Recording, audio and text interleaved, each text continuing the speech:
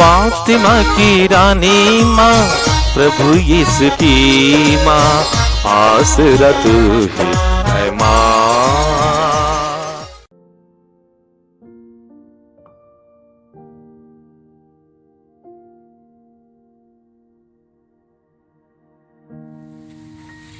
पहला पाठ प्रेरित चरित्र अध्याय 8 पद संख्याएं 26 से 40 तक। ईश्वर के दूत ने फिलिप से कहा, उठिए, यरूशलेम से गाजा जाने वाले मार्ग के दक्षिण की ओर जाइए। यह मार्ग निर्जन है। वह उठकर चल पड़ा। उसी समय एक इथोपियाई खोजा यरूशलेम की तीर्थ यात्रा से लौट रहा था। वह इथोपिया की महारानी कांदाका का उच्च अधिकारी तथा प्रधान कोषाध्यक्ष था। वह अपने रथ पर बैठा हुआ नबी इसायास का ग्रंथ पढ़ रहा था। आत्मा ने फिलिप से कहा, आगे बढ़िए और रथ के साथ चलिए। फिलिप दौड़कर उसके पास पहुंचा और उससे नबी इसायास का ग्रंथ पढ़ते सुनकर पूछा, आप जो पढ़ रहे हैं क्या उससे समझते हैं? उसने उत्तर दिया, जब तक कोई मुझे ना समझाए तो मैं कैसे समझूंगा। उसने फिलिप से निवेदन किया कि वह चढ़कर उसके पास बैठ जाए। वह धर्म ग्रंथ का यह प्रसंग पढ़ रहा था। वह मेमने की तरह वध के लिए ले जाया गया। ऊन कतरने वाले के सामने चुप रहने वाली भेड़ की तरह उसने अपना मुख नहीं खोला। उससे अपमान सहना पड़ा। उसके साथ न्याय नहीं किया गया। उसकी वंशावली की चर्चा कौन करेगा? उसका जीवन तो पृथ्वी पर से उठा लिया गया है। खोजे ने फिलिप से कहा, आप कृपया मुझे बताइए, नबी किसके विषय में यह कह रहे हैं, अपने विषय में या किसी दूसरे के विषय में? तब फिलिप धर्म ग्रंथ के इस प्रसंग को आधार बनाकर उससे यीशु का सुसमाचार सुनाने लगा। यात्रा करते करते वे एक जलाशय के पास पहुँचे। खोजे ने कहा, यहाँ पानी है, मेरे बपतिस्मा में क्या बाधा है? फिलिप ने उत्तर दिया, यदि आप सारे हृदय से विश्वास करें तो कोई बाधा नहीं। इस पर उसने कहा, मैं विश्वास करता हूँ कि यीशु मसीह ईश्वर के पुत्र हैं। उसने रथ रोकने का आदेश दिया। तब फिलिप और खोजा दोनों जल में उतरे और फिलिप ने उससे बपतिस्मा दिया। जब वे जल से बाहर आए तो ईश्वर का आत्मा फिलिप को उठा ले गया। खोजे ने उससे फिर नहीं देखा। फिर भी वह आनंद के साथ अपने रास्ते चल पड़ा।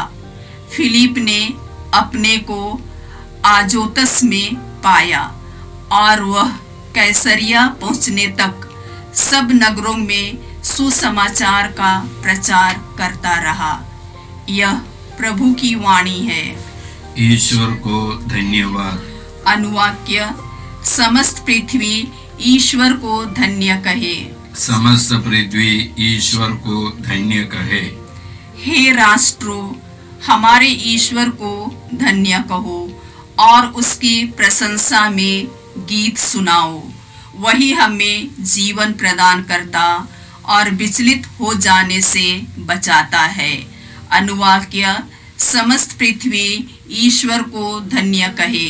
समस्त पृथ्वी ईश्वर को धन्य कहे। हे प्रभु भक्तों, आओ और सुनो। मैं तुम्हें बताऊंगा कि उसने मेरे लिए क्या क्या किया है। मैंने उससे ऊंचे स्वर से पुकारा और उसकी प्रशंसा में गीत सुनाया। अनुवाक्य, समस्त पृथ्वी ईश्वर को धन्य कहे। समस्त पृथ्वी ईश्वर को धन्य कहे। धन्य है ईश्वर, उसने मेरी प्रार्थना नहीं ठुकराई और मुझे अपने प्रेम से वंचित नहीं किया। अनुवाक्य, समस्त पृथ्वी ईश्वर को धन्य कहे। समस्त पृथ्वी ईश्वर को धन्य कहे। जय घोष। हालेलुया।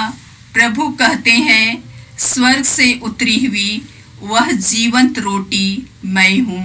यदि कोई वह रोटी खाएगा तो वह सदा जीवित रहेगा। हालेलुया। प्रभु आप लोगों के साथ हो और आपकी आत्मा के साथ। संत यूहन्ना के अनुसार पवित्र सुसमाचार, हे प्रभु तेरी महिमा हो।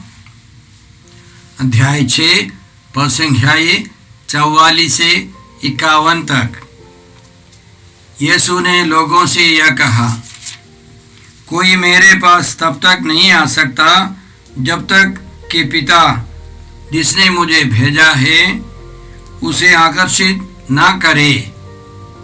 मैं उसे अंतिम दिन पुनर्जीवित कर दूंगा। नबियों ने लिखा है, वे सब के सब ईश्वर से शिक्षा पाएंगे। जो कोई ईश्वर की शिक्षा सुनता और ग्रहण करता है वह मेरे पास आता है।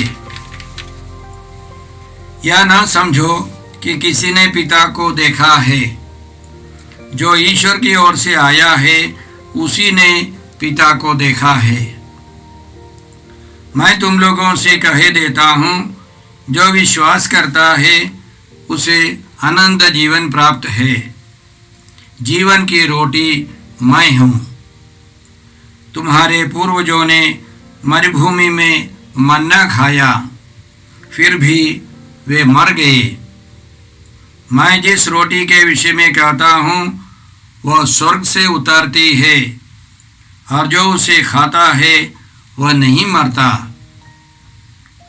स्वर्ग से उतरी हुई वह जीवंत रोटी मैं हूँ।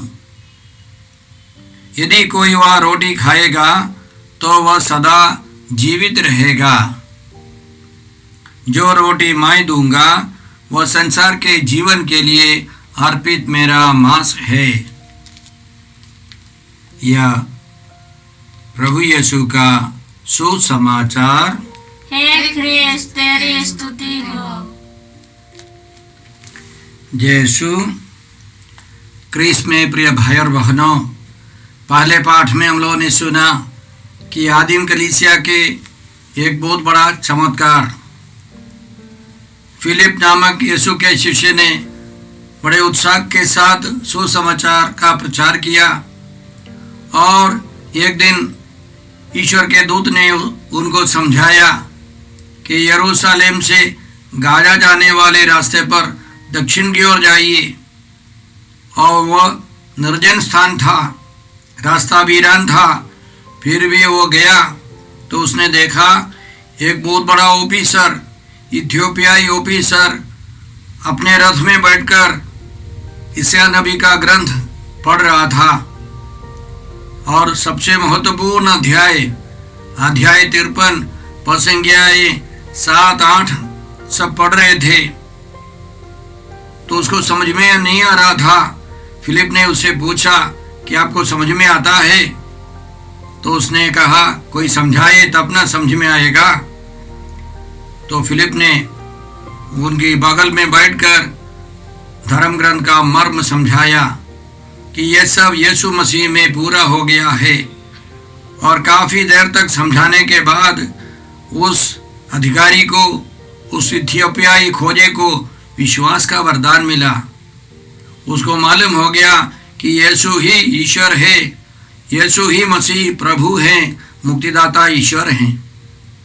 और फिलिप के द्वारा उसने बपतिस्मा ग्रहण किया और वो बहुत खुशी से, आनंद से भर गया।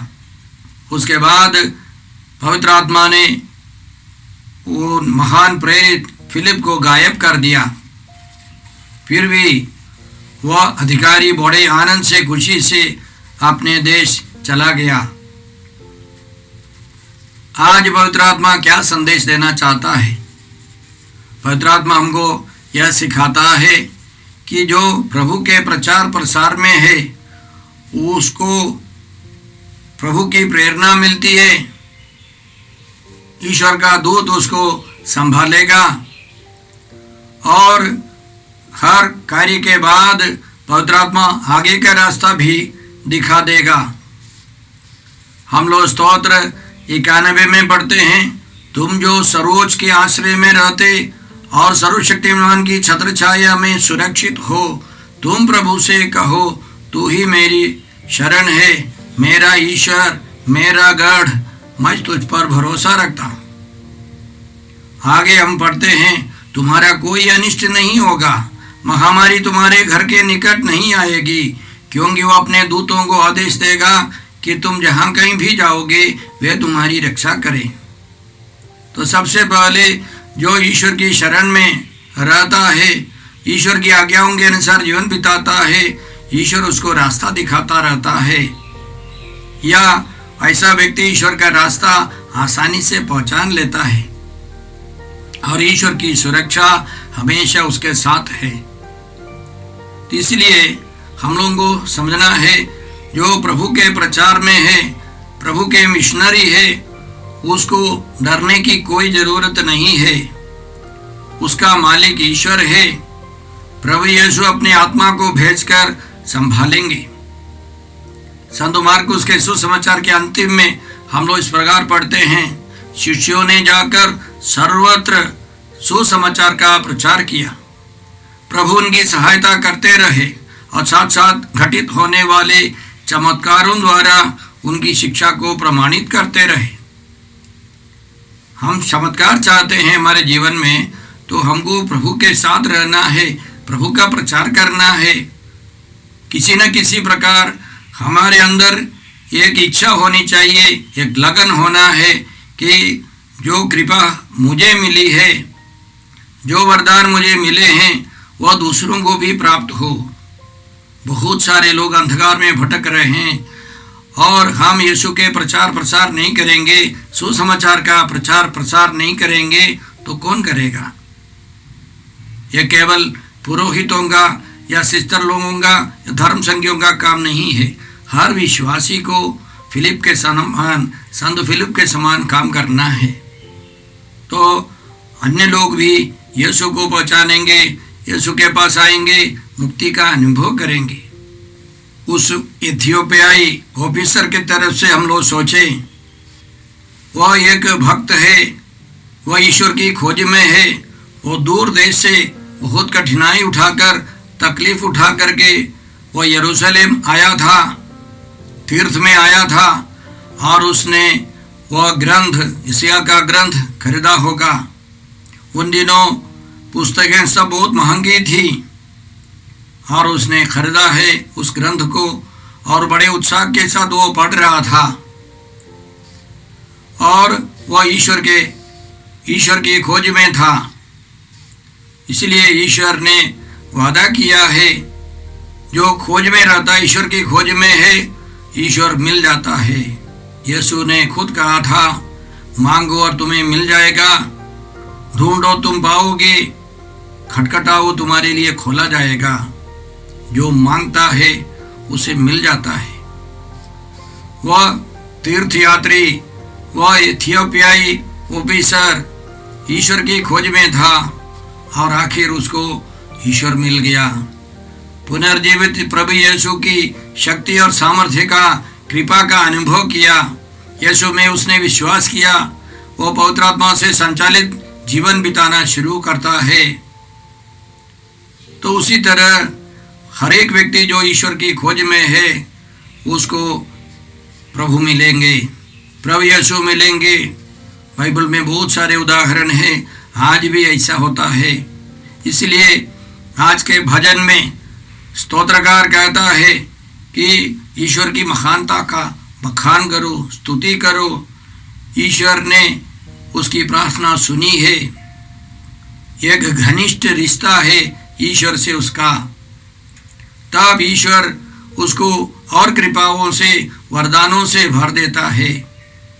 प्रभु यीशु चाहते हैं कि हम उनकी खोज करें, और जो उनकी खोज में नहीं है उनके लिए हम लोग प्रार्थना करें। आज के सुसमाचार में प्रभु यीशु यहूदियों को शिक्षा दे रहे हैं। एक दिन पहले उन्होंने 5000 पुरुषों को और उससे ज़्यादा महिलाओं को और बच्चों को सब रोटियों को बढ़ाकर खिलाया था।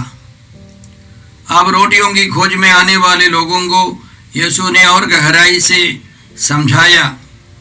सबसे पहले उनका कहना था, कोई मेरे पास आसानी से नहीं आ सकता। जब तक पिता ईश्वर आकर्षित नहीं करता है वो व्यक्ति मेरे पास नहीं आ सकता है। पिता ईश्वर और यीशु में बहुत बड़ा गहरा रिश्ता है। यीशु के द्वारा ही कोई पिता के पास जा सकता है। उसी तरह पिता ईश्वर जब आकर्षित करता है, प्रेरणा देता है, तभी वह व्यक्ति, कोई भी व्यक्ति यीशु के पास नहीं जा सकता है। और उनका कहना है, जो यीशु में विश्वास करता है उसे अनंत जीवन प्राप्त है। किसी ने पिता ईश्वर को नहीं देखा है, केवल जो स्वर्ग से आने वाला वह यीशु ही पिता ईश्वर को जानता है। और इनका कहना है कि जो रोटी स्वर्ग से उतरी है वह यीशु है। स्वर्ग से उतरी हुई वह जीवंत रोटी मैं हूँ। यदि कोई वह रोटी खाएगा वो अनंत काल तक जीवित रहेगा।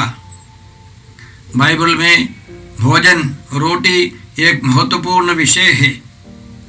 आदि मानव को बनाने के बाद, उनकी सृष्टि के बाद ईश्वर ने उनको भोजन की व्यवस्था की। मरुभूमि में 40 साल ईश्वर ने मुफ्त में मन्ना रोटी का प्रबंध किया, भोजन का प्रबंध किया। और इसी तरह भोजन एक मुख्य विषय है बाइबल में। और यीशु ने आकर बताया कि यह अनंत जीवन का भोजन यह सबसे जरूरी है। हमको यीशु खाना खिलाते हैं। नश्वर भोजन भी चाहिए हमारे शरीर के लिए, लेकिन यीशु ने बताया अनश्वर भोजन के लिए, अनंत भोजन, स्वर्गीय भोजन के लिए परिश्रम करना सबसे जरूरी है। वो अनंत काल तक रहेगा। जिनको यीशु प्राप्त है उनको अनंत जीवन प्राप्त है। इसलिए यीशु ने अपने जीवन काल में अपने प्रेरिताई के बीच में यहूदियों को सिखाया। बहुतों ने यीशु में विश्वास किया और अधिकांश लोगों ने यीशु में विश्वास नहीं किया। वास्तव में यीशु आए हैं हमारे साथ रहने के लिए, अनंत काल तक रहने के लिए, इस दुनिया के अंत तक रहने के लिए। यीशु परम प्रसाद बनने के लिए, जीवन की रोटी बनने के लिए आए हैं। हम जानते हैं यीशु की मृत्यु के बाद पुनर्जीवित यीशु स्वर्ग चले गए, लेकिन स्वर्ग जाने के पहले यीशु ने यह प्रावधान किया है, परम प्रसाद की स्थापना की है। यह यीशु के सबसे महान उपहार है। इसलिए हम लोग प्रभु को धन्यवाद देते हैं। आदिम कलीसिया के लोगों ने यीशु की बातों पर विश्वास किया, यीशु की इस शिक्षा पर विश्वास किया कि परम प्रसाद में उपस्थित वो रोटी जो है उसमें यीशु है, पुनर्जीवित यीशु है। पिछले 2000 सालों में हम लोग परम प्रसाद ग्रहण करते आए हैं, परम प्रसाद की आराधना करते आए हैं। और आदिम कलीसिया की रीढ़ यह मिसा बलिदान पवित्र यूकरिस्ट था। इसलिए हम लोग प्रभु को धन्यवाद देकर प्रार्थना करते हैं कि हम योग्य रीति से प्रभु यीशु को हर रोज परम प्रसाद में ग्रहण कर सके। आइए हम प्रार्थना करते हैं। हे अब्बा पिता, हे प्रभु यीशु, हे पवित्र आत्मा ईश्वर, इस मुक्ति योजना के लिए हम धन्यवाद देते हैं। प्रभु यीशु की शिक्षा के लिए हम धन्यवाद देते हैं। हम विश्वास करते हैं कि स्वर्ग से उतरी हुई वह जीवंत रोटी यीशु है। योग्य रीति से यीशु को ग्रहण करने के लिए हम सबों को कृपा दे। जिनको यह रोटी प्राप्त नहीं है उनको भी इस रोटी का प्रबंध हो, उसके लिए हम लोगों को तैयार कर सके। हम यह प्रार्थना करते हैं प्रभु क्रिस्त के द्वारा, आमीन। हमारे प्रभु यीशु क्रिस्त की कृपा, ईश्वर का प्रेम तथा पवित्र आत्मा का साहचर्य आप सबों को प्राप्त हो, आमीन। जय यीशु क्रिस्त में प्रिय भाई और बहनों, प्रभु यीशु ने हमें आदेश दिया है संसार के कोने कोने में जाकर सारी सृष्टि को सुसमाचार सुनाओ। सुसमाचार सुनने के लिए और सुनाने के लिए एक अच्छा मौका है। आप कृपया इस चैनल का सब्सक्राइब करें, लाइक करें, शेयर करें, बेल आइकन दबाएं ताकि यहाँ की नई वीडियोस की सूचना आपको मिलती रहेगी। साथ साथ आप दूसरों को भी प्रेरणा दें इसका सब्सक्राइब करने के लिए। याद रखें, कल के मिसा के दैनिक पाठ और उस पर टिप्पणियाँ आज ही दोपहर के बाद हम लोग अपलोड करते हैं। कृपया आज ही उसको सुनकर कल की तैयारी करें। प्रभु यीशु आपको और आपके परिवार को 100 गुनी आशीष देंगे। जय यीशु।